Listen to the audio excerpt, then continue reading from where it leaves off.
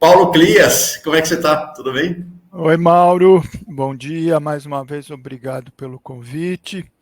Bom dia a todas, a todos da comunidade aqui do canal. E Legal. vamos lá, você já me chamou de descomplicador da economia, não é isso?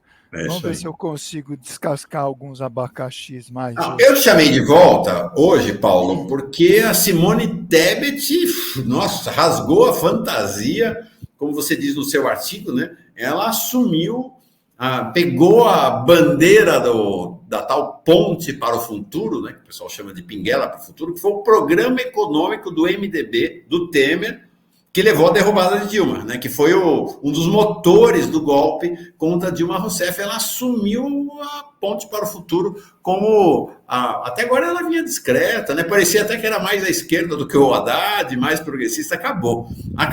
E eu vou falar das reações brutais. O pessoal fala: vocês ficam falando mal do Haddad, ficam falando mal do governo, ficam falando mal da Simone Tebet. Gente, vocês vão ver quem foi para cima da Simone Tebet entre ontem e hoje. E aí eu te chamei porque você fez um artigo importante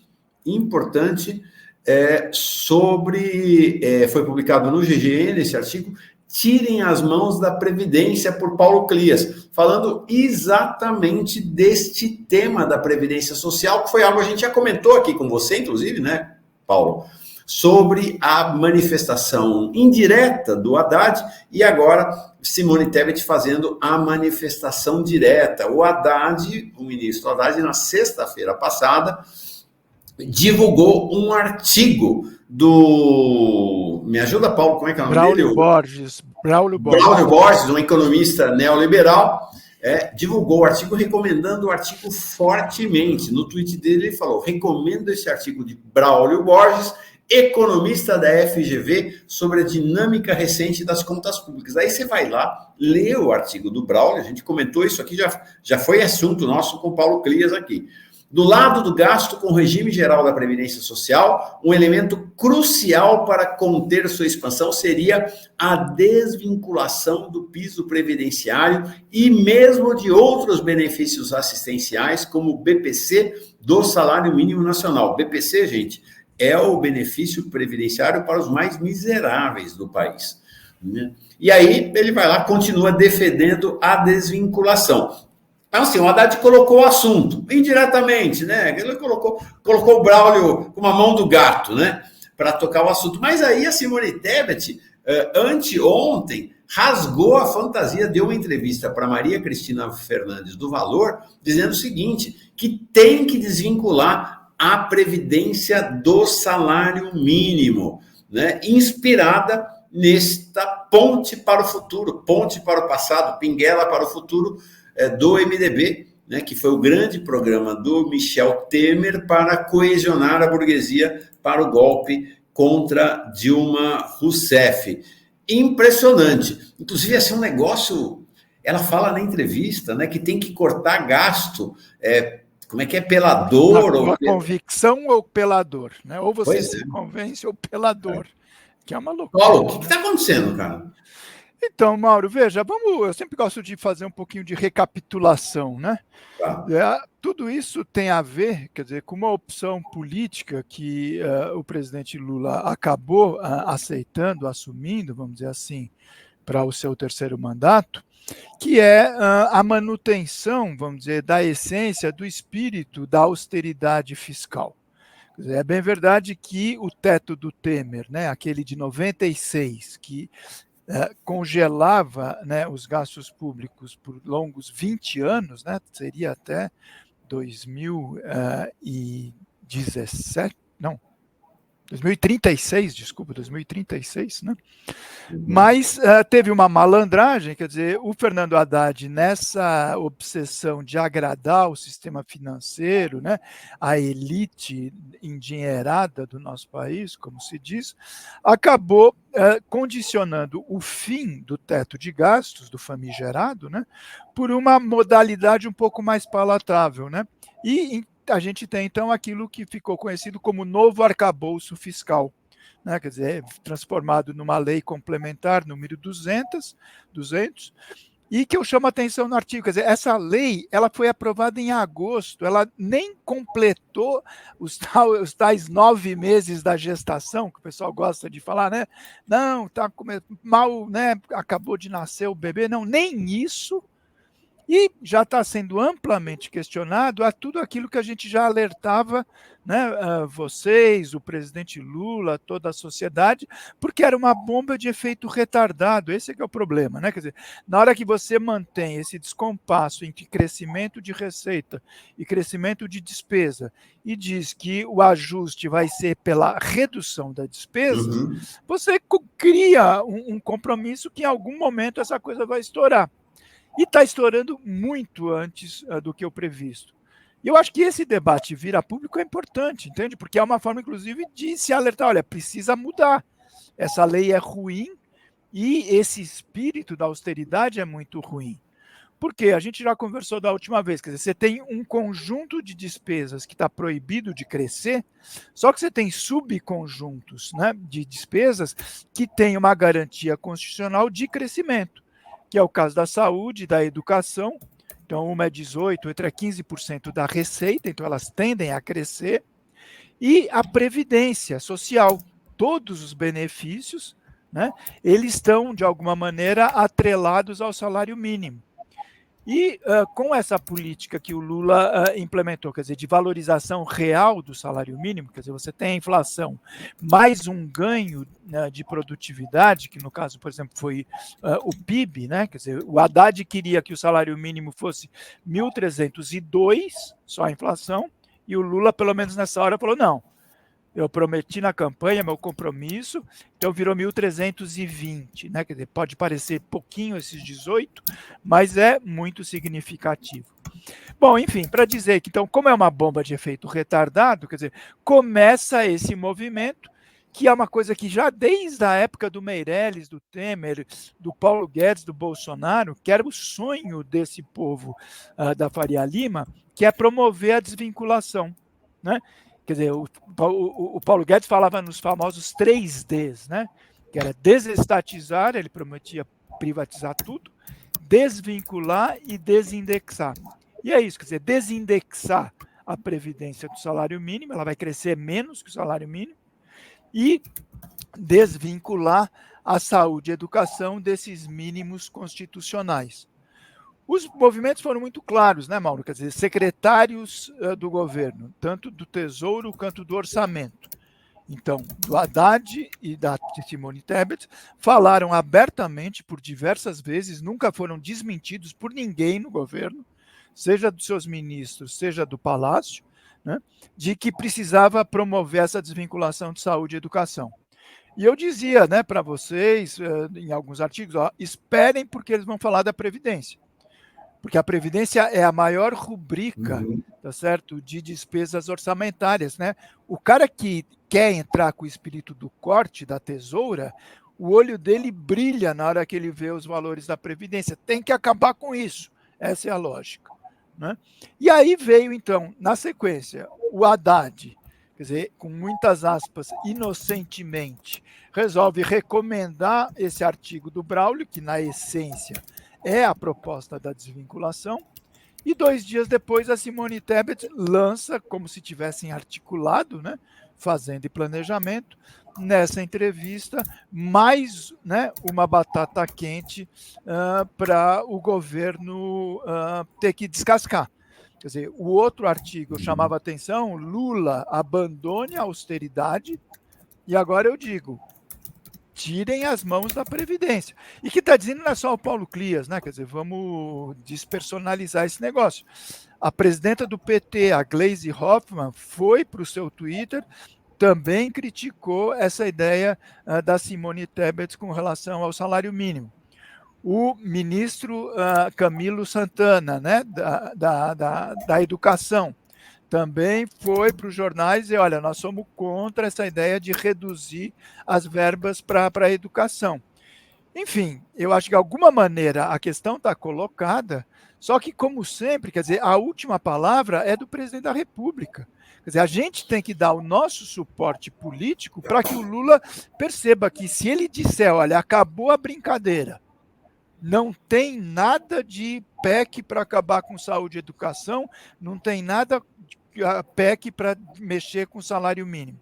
Aí, né, ele fica um pouco mais tranquilo, tá certo? Porque ele está tendo apoio político para tomar uma medida que, na verdade, é defender o seu programa, a sua história e os interesses da maioria da população, e não ficar, né, quer dizer, a política econômica, como infelizmente está sendo, orientada pelos interesses da Faria Lima, tá certo?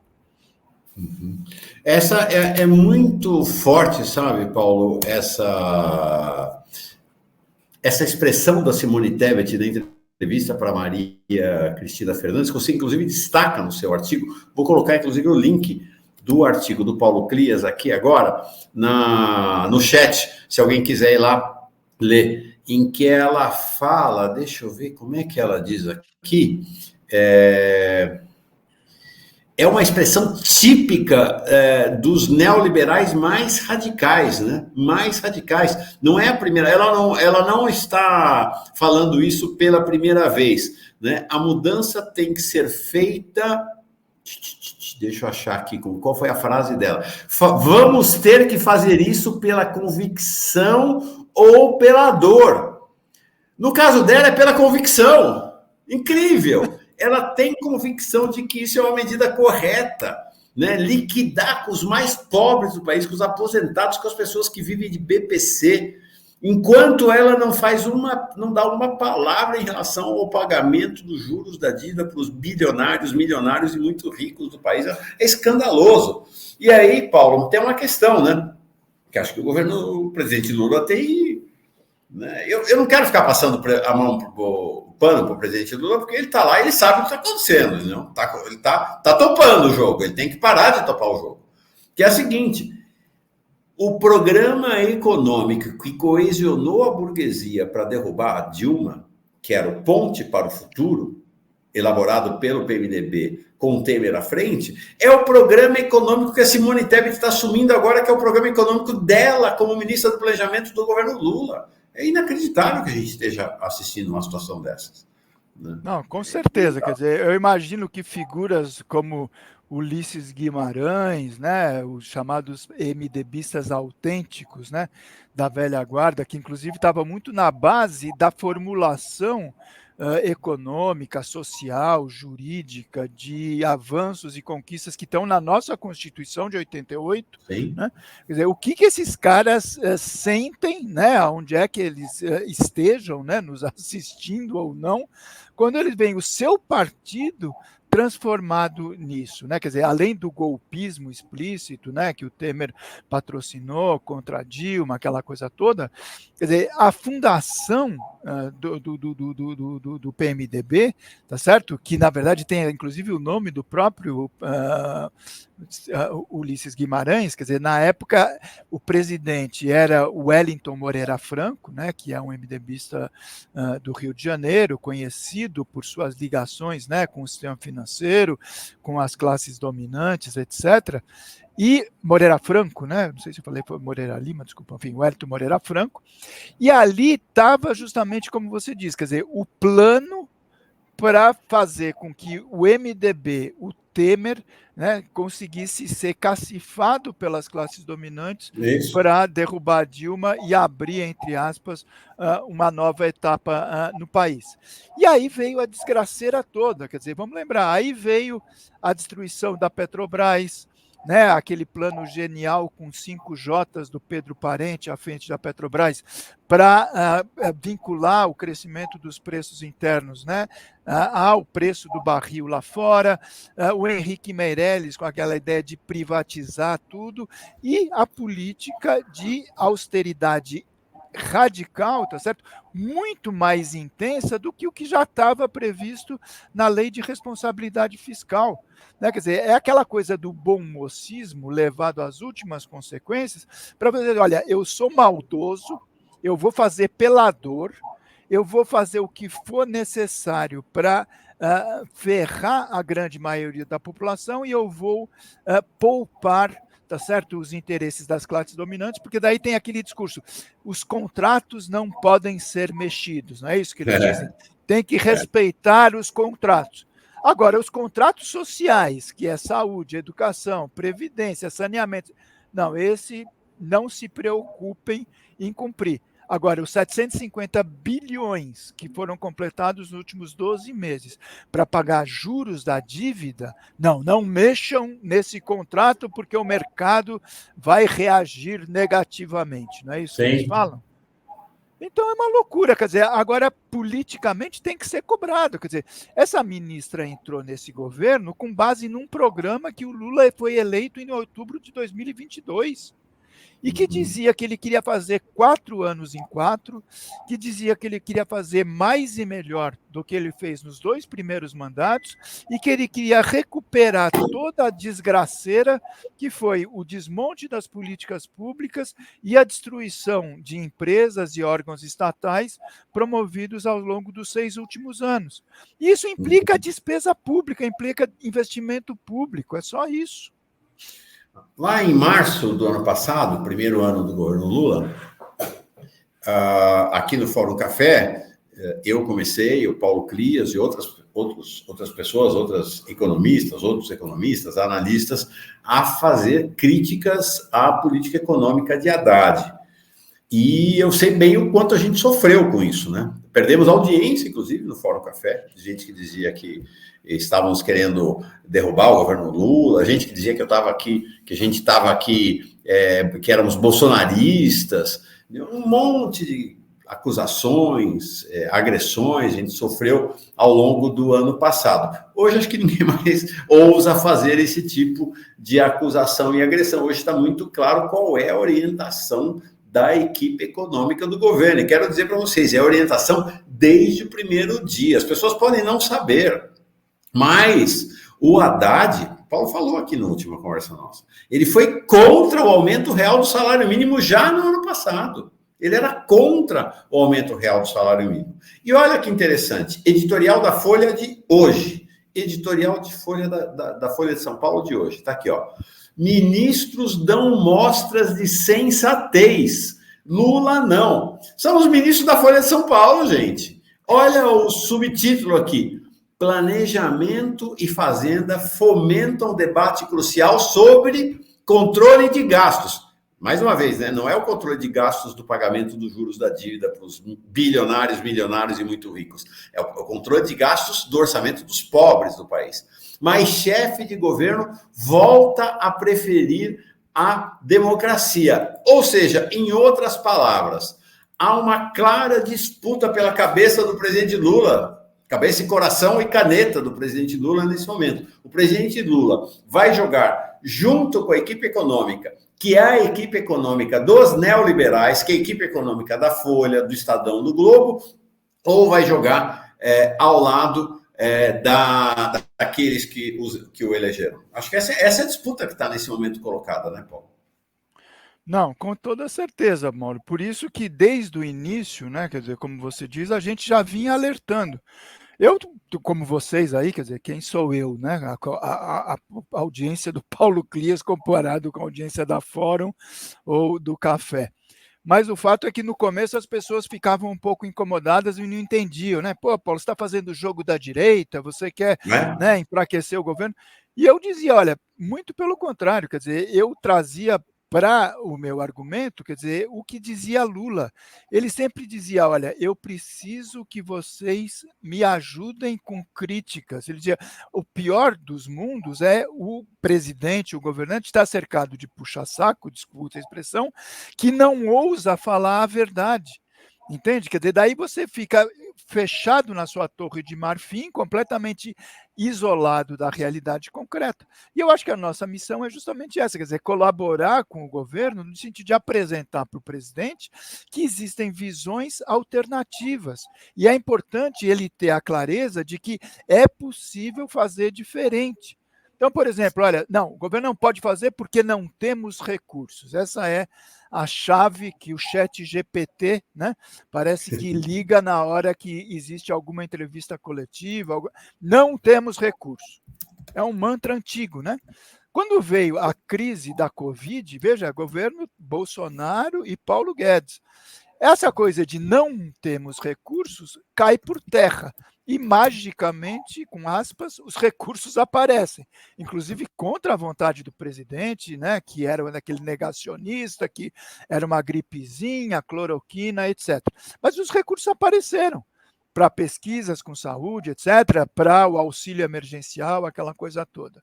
Agora, não temos recurso. O Haddad dizendo para os professores em greve, né, não dá, o orçamento está fechado. Esse é o argumento. Infelizmente, tem que vir uma tragédia, não só climática, a gente sabe, né, da postura dos negacionistas lá do Sul, né, o governador, o prefeito, essa coisa toda, mas, de repente, os recursos aparecem de novo. Né? Quer dizer, precisa, o recurso aparece. Por quê? Porque o recurso existe, Mauro.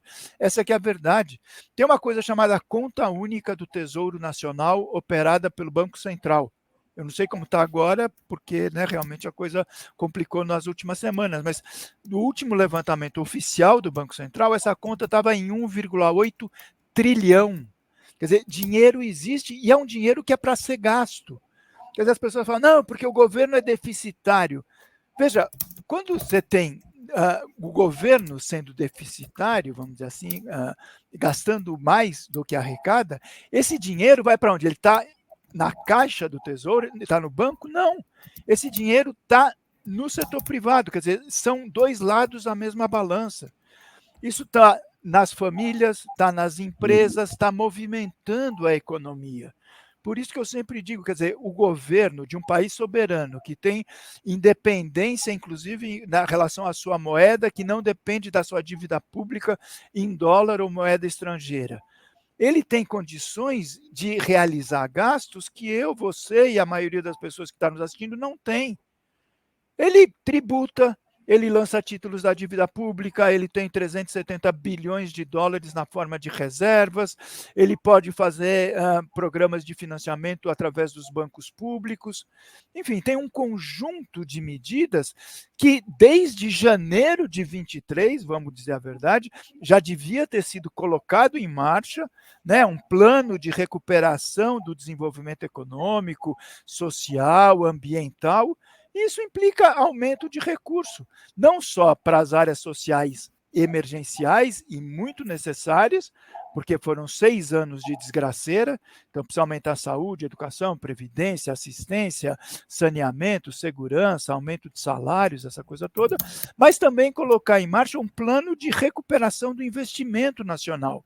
Isso significa investimento público.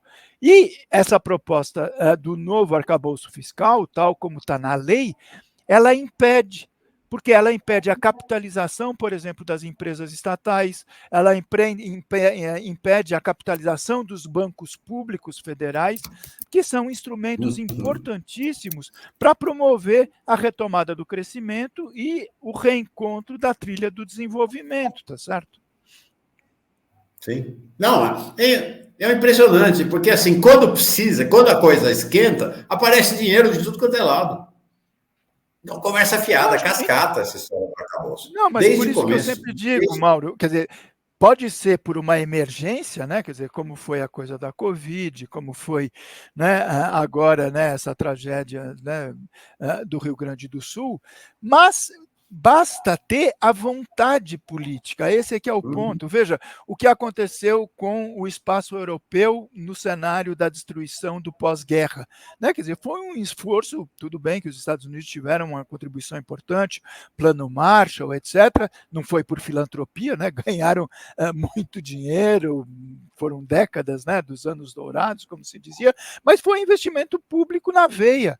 O Brasil, né, quer dizer, na época do Getúlio Vargas, na época do Jango, ou mesmo nos 2 primeiros mandatos do presidente Lula, quer dizer, sem uma recuperação do protagonismo do Estado na atividade econômica, esse processo não descamba. Entende? Sim. Porque a gente tem, por outro lado, o Brasil continuando a ser o paraíso do parasitismo financeiro.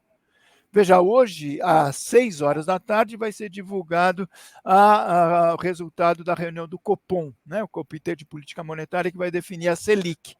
Aí, né, os jornais dos grandes meios de comunicação ficam aquela disputa, não, vai ser 0,5%, vai ser 0,25%, quem vai ganhar, etc. mas isso não é o essencial. Pode até aparecer, eventualmente hoje, o que seria positivo até, um voto discordante, né, da bancada, como você diz, do Haddad, né, o Galípolo e os outros 3 diretores que o Lula já nomeou, né, mas tem 5 bolsonaristas ainda lá, liderados pelo Roberto Campos Neto. E esses caras estão justamente querendo reverter aquela tendência da redução cosmética e paulatina que vem tendo de 0,5%. Então vão ter todo o argumento, né, da crise do Rio Grande do Sul, do risco dos alimentos aumentarem, da inflação aumentar, etc. Mas se tiver, quer dizer, mesmo que seja o 0,5%, o que acontece? O Brasil continua tendo a 2ª maior taxa real de juros do mundo, só perde para o México. Os nossos spreads são escandalosos e o Banco Central deveria, isso já faz muito tempo, não é só do governo do Temer, do Bolsonaro, tá certo? Promover uma redução desses spreads, é um absurdo, 400% quando você entra no rotativo do cartão de crédito, uma loucura.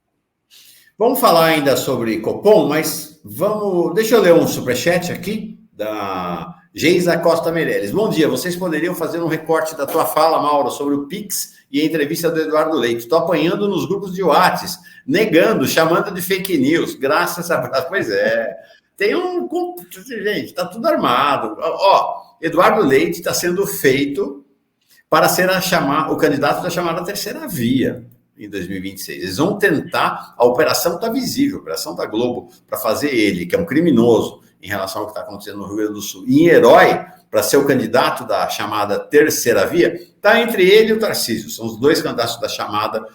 Tem a terceira via da direita limpinha, cheirosa, que é o Eduardo Leite, e tem a terceira via da extrema-direita fascista, que é o Tarcísio. A Globo e essa burguesia toda está entre um e outro para 2026. Ninguém se iluda que vão apoiar o Lula, vão nada. Né? Não apoiaram da última vez porque era contra o Bolsonaro, não tinha outra alternativa, não apoiarão Lula novamente. Vamos tirar o cavalinho da chuva, como dizia a minha avó. Pois bem, nós vamos falar sobre taxa de juros e Copom ainda, Paulo, mas antes queria encerrar, ou pelo menos nesse momento, a gente terminar a conversa sobre esse assunto da ponte para o futuro de Temer, Tebet e Haddad em relação à Previdência Social e ao BPC, o benefício previdenciário para os mais... benefício de prestação continuada.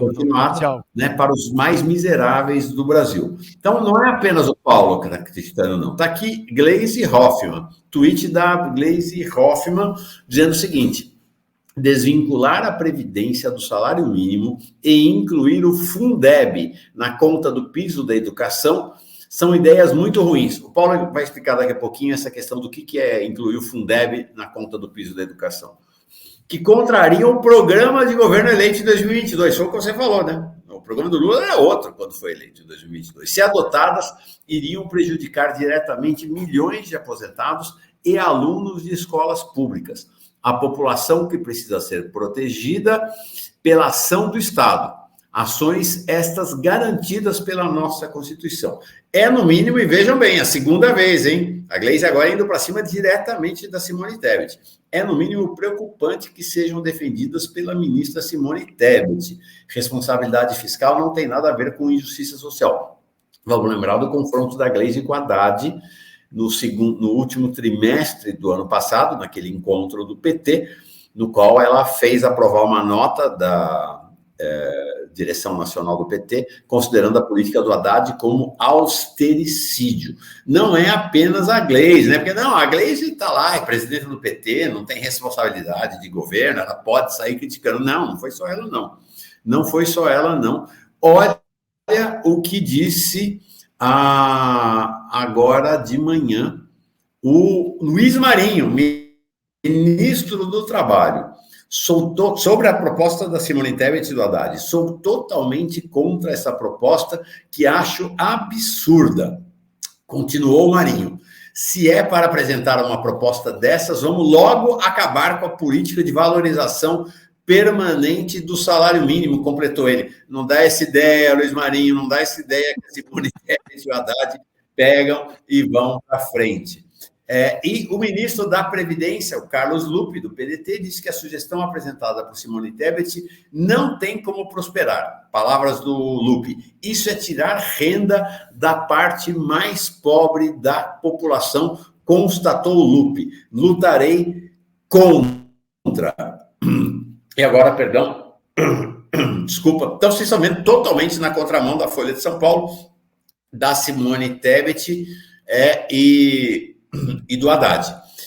Saiu agora cedo uma reportagem no Globo, dizendo que aliados avaliam que Lula deve barrar proposta de Tebet de desvincular mínimo de aposentadorias. Vamos combinar o seguinte, se Lula de fato barrar, estamos esperando para ver se ele de fato vai barrar, a rigor, a Tebet e o Haddad tinham que renunciar dos seus cargos, porque isso significaria uma reprovação direta do presidente da República, um aspecto essencial do que parece ser a ponte para o futuro de Tebet e Haddad. Mas nesse país ninguém renuncia a nada, né? Impressionante. Você vai lá em democracia mais consolidada, o ministro leva uma lambada dessa do presidente ou do primeiro-ministro e imediatamente renuncia, né? Aqui no Brasil, ninguém renuncia a nada. Então é isso. Há um arco de oposição grande a essa proposta fiscalista da ponte para o futuro de Temer, Tebet e Haddad, né, Paulo? Então, Mauro, você fez essa lista aí, né? O ministro da Educação também, o Camilo Santana, ainda não se manifestou pelo Twitter dele, mas ele já está criticando a medida. Então a gente fica um pouco mais tranquilo, né? Quer dizer, não dá para dizer que a gente está fazendo o jogo da direita, que a gente está contribuindo a desestabilizar o governo, né? E já tem a presidenta nacional do partido e 3 ministros, né, de primeira linha do governo dizendo que essa proposta, né, tanto do Haddad quanto da Simone Tebet, não se sustenta, né? Então a gente espera que o presidente Lula ou dê uma declaração ou articule algum movimento, porque tem esse outro lado, quer dizer, na hora que ele não fala, você deixa a coisa num banho-maria, de repente alguém apresenta a proposta no Congresso, a coisa começa a andar, etc., e cria um problema político que é desnecessário. Quer dizer, é óbvio que é difícil você aprovar uma PEC, né, 3/5 em 2 casas, em 2 votações, né, porque é uma emenda constitucional, mas no caso do salário mínimo, vamos lembrar que não, porque isso aí é uma lei. Não está na Constituição a obrigatoriedade de você dar o reajuste da inflação, isso está, mais o ganho da produtividade. Você percebe? Quer dizer, então é importante que o Palácio do Planalto diga, olha, as conquistas sociais previstas na Constituição, elas não estão em debate. O governo quer manter, né, políticas de promoção da redução da desigualdade através de saúde, educação, previdência. Porque esses caras têm essa mania de ficar encontrando mecanismos para mudar. Você percebe? Quer dizer, então o financismo, né, e os neoliberais mais extremados ficam com essas ideias de aqui não, tem os 15% da saúde, da educação, tem, mas vamos encontrar jeitinhos, né, gambiarras, essas são, na verdadeira, as pedaladas do mal, né, para descumprir essa medida. Então, por exemplo, eu me lembro sempre, historicamente, na saúde, né? Você tem uma série de gastos com saúde que não são explicitamente de saúde. Por exemplo, hospitais universitários, né? Praticamente todas as universidades federais têm um hospital e o mais neoliberal, não, mas isso é gasto com saúde, tem que entrar no cômputo, porque daí você aumenta artificialmente o total de gastos e diz da noite para o dia, olha, estou cumprindo esse mínimo porque eu incluí coisas que não eram para incluir. O caso do Fundeb é a mesma coisa, que veio com essa ideia genial com 5 Js, né? O Fundeb, para quem não sabe, é o Fundo Nacional da Educação Básica, é um dos elementos fundamentais, tá certo, da universalização do acesso ao ensino público. Ele é uma complexidade de articulação, porque o governo federal repassa para estados, uma parte os estados repartem para municípios, porque a responsabilidade é compartilhada, né, do ensino básico. E daí, o que ela está propondo, a Simone Tebet? Alguém, né, foi apitar no ouvido, se incluir esses valores aqui, aumenta artificialmente da noite para o dia a massa, vamos dizer, considerada de educação, e a gente pode dizer que a gente está cumprindo, mas não. o Camilo Santana já falou, não é assim que se trabalha, né? Quer dizer, a questão não é reduzir... É um jeito malandro de acabar com o piso para a educação, né?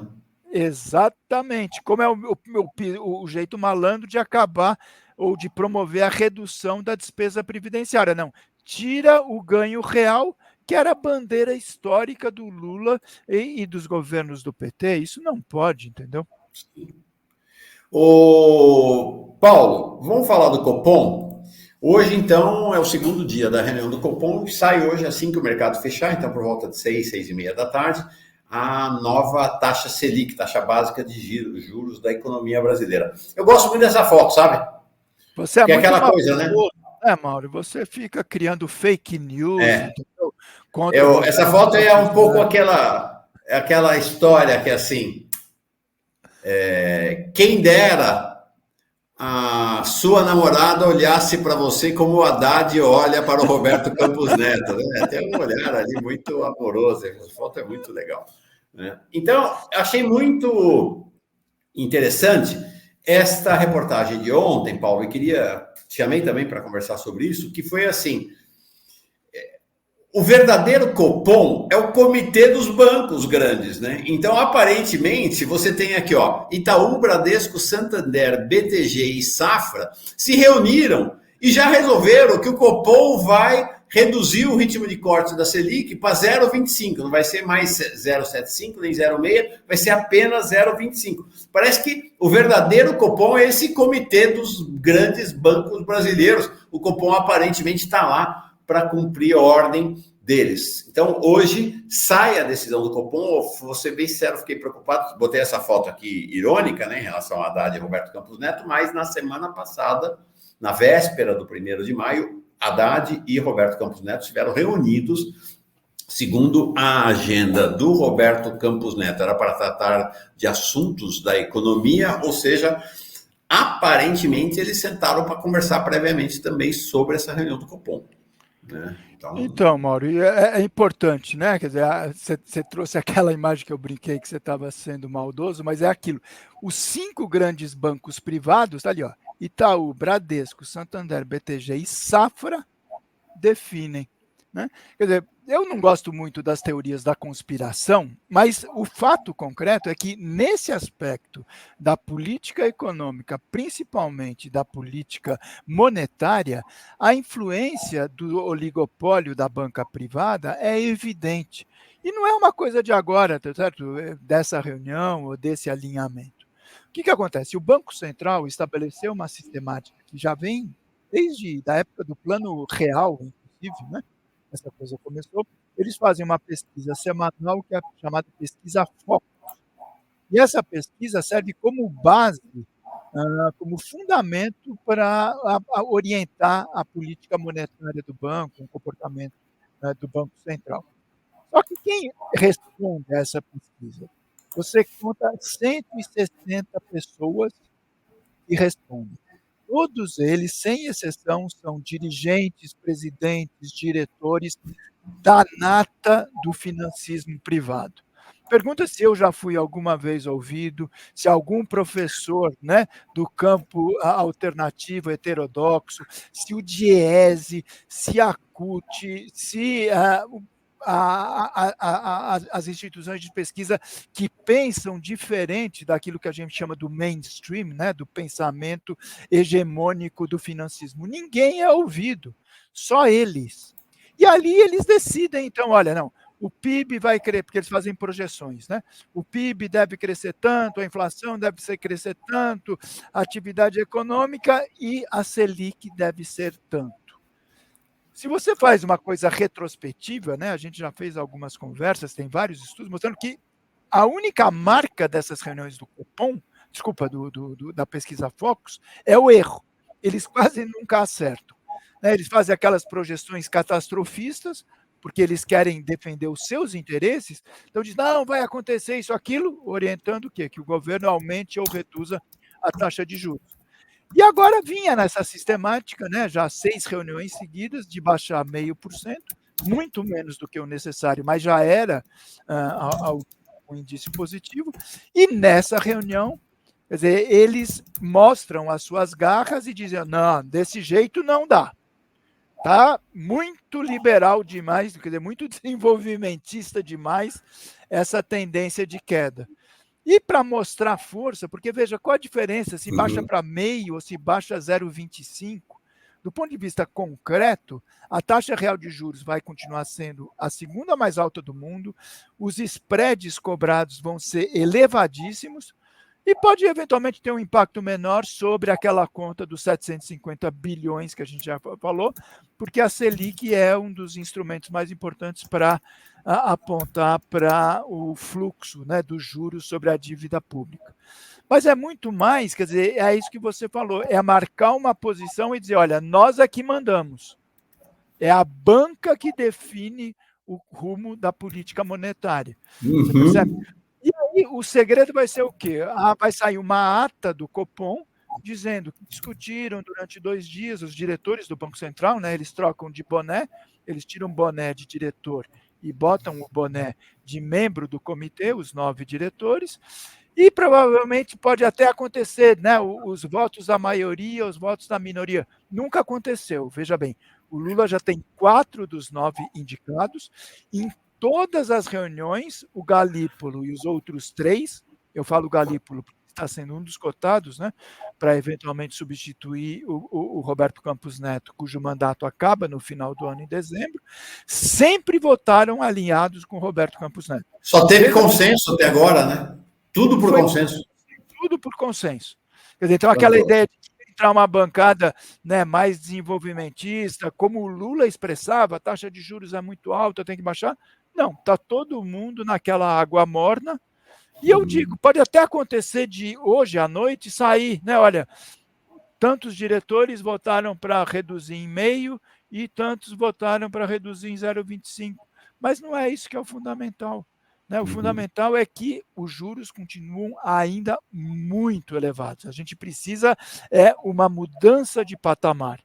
E esses caras estão numa estratégia de defensiva, óbvio, né? Quer dizer, se eles resistem a 0,25 fazendo esse escarcéu, né, quer dizer, imagina o que eles não oporiam de resistência se o Palácio do Planalto, na hora que conseguir indicar o próximo presidente, aí vai ter 5 contra 4 em tese, resolver encaminhar uma proposta mais audaciosa, de falar, ó, vamos enfrentar essa questão da hegemonia do financismo, da financiarização exacerbada da nossa sociedade e vamos dar um tratamento diferente, seja para a Selic, mas principalmente, Mauro, para os bancos públicos. Fazer com que o Banco do Brasil, Caixa Econômica, o Banco da Amazônia e o BNB, por exemplo, que são bancos comerciais, comecem a oferecer taxas de juros mais civilizatórias. Esses caras não adoram os Estados Unidos? Manda aplicar aqui o spread que os bancos comerciais norte-americanos cobram em relação à taxa oficial do Fed. Vamos aplicar isso aqui no Brasil? Vamos? Essa é uma questão que você traz, né? Porque é bom olhar, os bancos públicos federais brasileiros hoje estão com uma mentalidade de banco privado. A taxa de juros é a mesma, eles focam o tempo inteiro em obtenção de margem de lucro, distribuição de dividendos para os diretores. É a mesma lógica dos bancos privados. Eu trabalhei, Mauro, durante muito tempo no Banco do Brasil, né? Com muito orgulho. Eu era funcionário do Banco do Brasil antes de prestar o concurso para a minha carreira de gestores, né? E esse processo é antigo, a gente chamava na época, né, o movimento sindical e tal, da bradesquização do Banco do Brasil. E é, de alguma maneira, quer dizer, a orientação dos bancos públicos, a Caixa, os outros entraram também, que tem como parâmetro de concorrência e de, entre aspas, eficiência, aquilo que é aplicado pela concorrência privada. Então, não tem sentido você seguir o que faz Itaú, Bradesco, Santander, de jeito nenhum. Eu sou um banco público, eu sou um instrumento do Estado brasileiro para atuar no sistema financeiro a serviço de um projeto nacional e a serviço dos interesses da maioria, pô. Que é isso? Paulo, para encerrar, já começa a questão do impacto que pode ter sobre a inflação o desastre criminoso lá do Rio Grande do Sul com as enchentes. O Rio Grande do Sul é responsável por uma parte expressiva da produção de arroz e feijão. Soja, milho, essas coisas não contam, porque isso aí não tem nada a ver com a comida do povo brasileiro, isso aí é agronegócio, né, para exportação. Ontem, na entrevista, o presidente Lula, lá na Rádio Brás, né, na IBC, já manifestou preocupação com isso, disse da possibilidade de ter importação de arroz e feijão para tentar segurar os preços, mas o movimento dos economistas, ainda sem ser muito assertivos, mas preocupação com o eventual impacto do encarecimento do arroz e feijão na inflação e na cesta básica do povo brasileiro. Mas eu vi, assim, vários economistas vinculados a essa área aí de alimentos muito cautelosos ainda, né? Não dá para prever ainda qual vai ser o impacto, qual será exatamente o impacto sobre a inflação. Mas eu queria chamar a atenção, saíram as pesquisas entre ontem e hoje sobre o governo Lula, comentamos aqui mais cedo, né? A gente tem a pesquisa CNT-MDA apontando uma deterioração das expectativas e avaliação em relação ao governo Lula, uma pesquisa Atlas mostrando uma melhora, exatamente o contrário, uma melhora na avaliação do governo Lula, e uma pesquisa da Quest mostrando que há uma estagnação nessa deterioração da visão em relação ao governo Lula, sem que tenha piorado de maneira expressiva. A pergunta que na rodada anterior de fevereiro, março, né, dos institutos de pesquisa, que causou um grande tumulto, assim, que causou um enorme impacto no governo, reunião ministerial, ministro da Agricultura, ministro do Desenvolvimento Agrário, para ver o que ia fazer com a cesta básica e tal, foi esta pergunta aqui, né, que é qual é a percepção das pessoas sobre o valor de contas de água e luz, combustível e alimentos. O que a gente vê é que há, exceto no caso de combustível, que é uma pequena queda, de 51 para 48, apesar de ainda ser amplamente majoritária a visão de que o preço aumentou. Vocês veem lá que a visão de que o preço diminuiu continua baixando, né? Que era 16, agora acho que está em 10% apenas.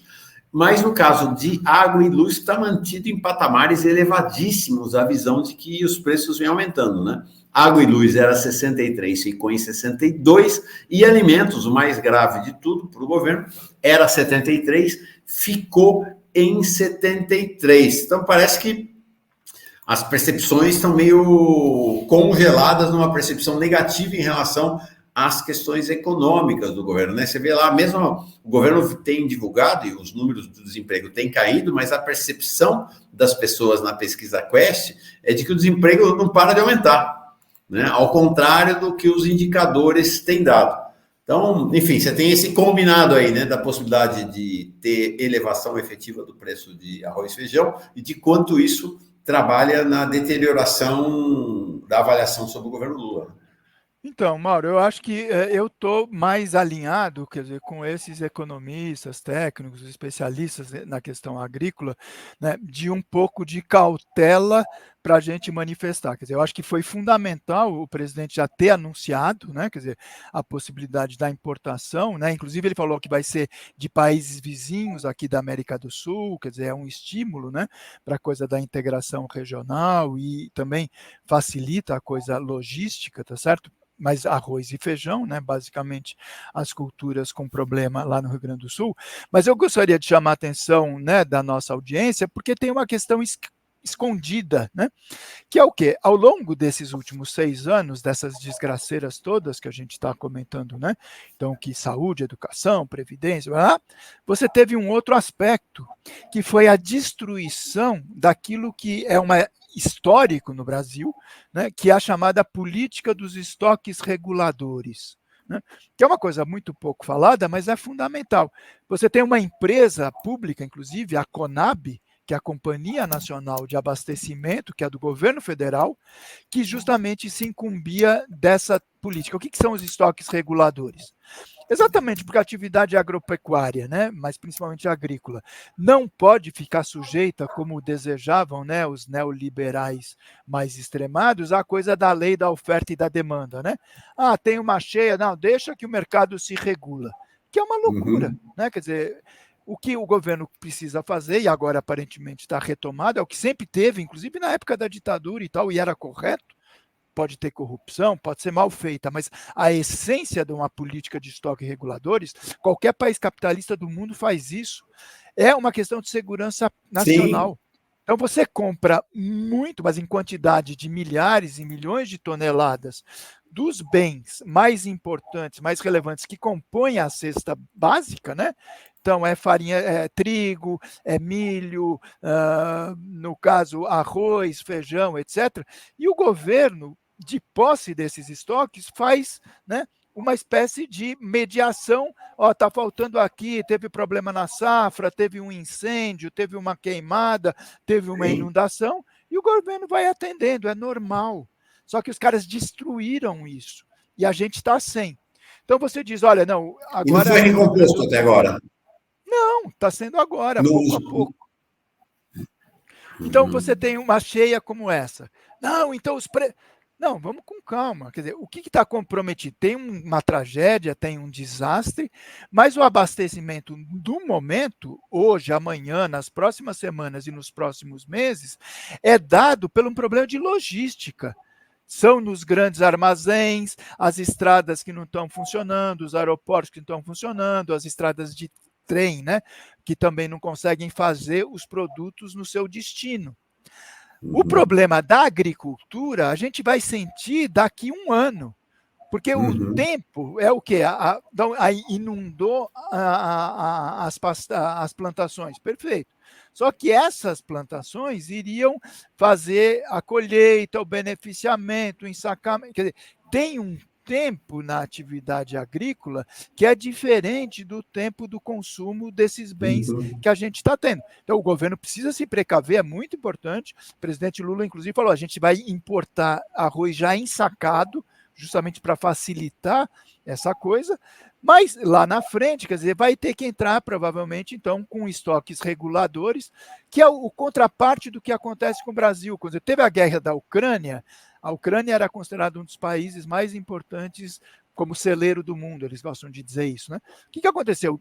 Reduziu a produção ucraniana, o Brasil entrou pesado exportando e ocupando esse espaço. Então, no caso, vai reduzir a produção, né, de arroz, de feijão, pela tragédia do Rio Grande do Sul, a gente vai encontrar mecanismos de recompor.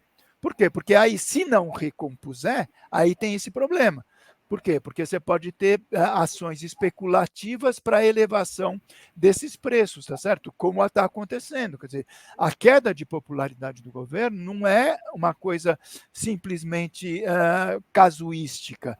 Quer dizer, quem vai a supermercado, quem vai à feira, sabe que os preços estão efetivamente aumentando.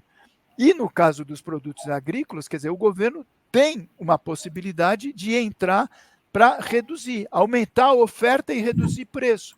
Só que isso é um dos dogmas, tá certo, do neoliberalismo. O governo não deve entrar. Só que nesse caso é positivo, quer dizer, eu acho que aquela história do limão fazer uma limonada, quer dizer, dessa desgraça da tragédia do Rio Grande do Sul, né, que fique claro que não há possibilidade de uma recuperação automática simplesmente deixando o mercado funcionar ao seu bel prazer, porque daí é especulação pura. Né, os preços vão explodir, quer dizer, o governo precisa, né, quer dizer, através dessa política de estoques reguladores e olhando para o futuro, quer dizer, vamos ver o que aconteceu efetivamente com a safra, o quanto do arroz gaúcho representa no total do arroz produzido nacionalmente, o quanto do feijão gaúcho representa, e aí, quer dizer, você consegue com calma, né, quer dizer, fazer uma política de recomposição para minorar os efeitos inflacionários e para evitar o desabastecimento, obviamente, né? Sim. Legal. Paulo Clias, legal. Nosso descomplicador da economia brasileira e mundial. Muito obrigado. Chamei você mais vezes até do que estava no nosso contrato, na nossa previsão. O empresário mas obrigado falou, por ter atendido. Achei que era uma emergência. Tá legal. Então, olha, Obrigado, obrigado para Paulo. você mais uma vez, para todo mundo que nos assiste, e a qualquer momento estamos aí para colaborar. É isso aí. Amanhã o Paulo não vem, mas qualquer coisa eu entro em contato com ele para ele avaliar o que vai acontecer nessa reunião do Copom hoje, final da tarde, começo da noite. Ficamos sabendo o que vai rolar, qual vai ser a decisão deles. Abração, Paulo. Obrigado mais uma vez. Tchau.